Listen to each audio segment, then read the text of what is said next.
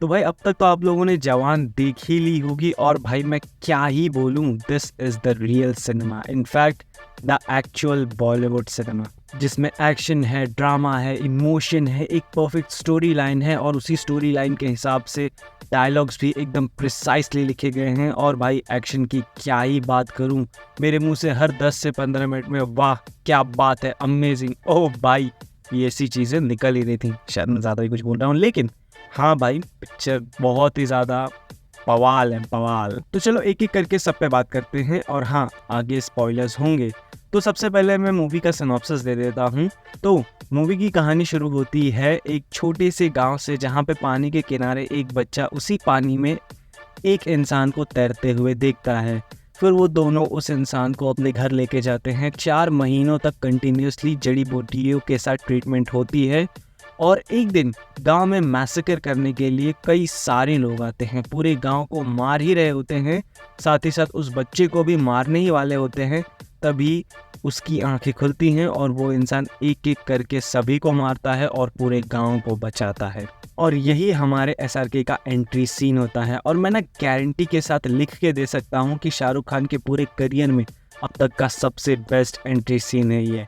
भाई मैं उसी टाइम पे पिक्चर को ब्लॉकबस्टर अपने दिमाग में डिक्लेयर कर चुका था यार। उस पूरे एंट्री सीन में ना मुझे जो कंटिन्यूसली गूज़बम्स आ रहे थे ना, it's literally the best entry scene ever.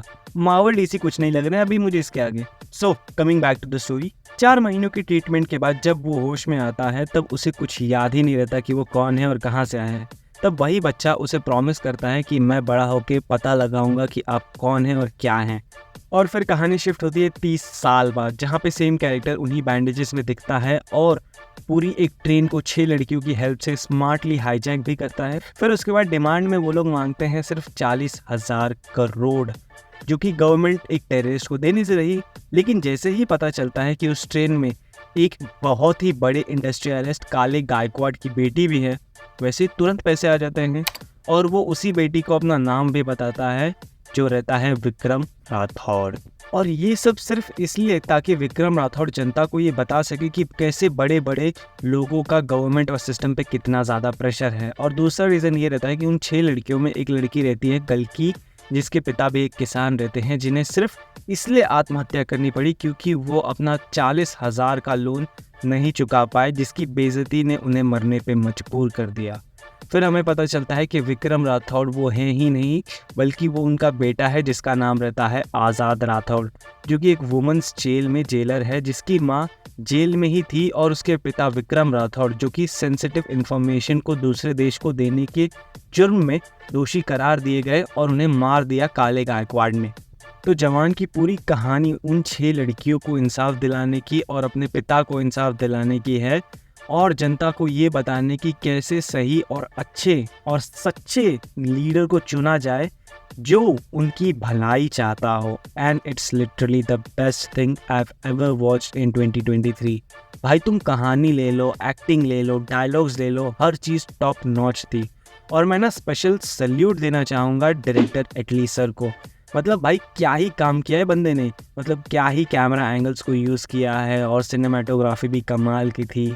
Action sequence तो भाई भर भर के हैं, इतने कि तुम गिन नहीं पाओगे। और ऐसा भी नहीं कि कचरे से सिर्फ एक्शन सीक्वेंस ही डाल दिया गया है, एक प्रॉपर अंडरस्टैंडिंग के साथ, एक प्रॉपर मतलब के साथ उन सीन्स के अंदर एटली ने जान डाली है। And that's the core part of the movie.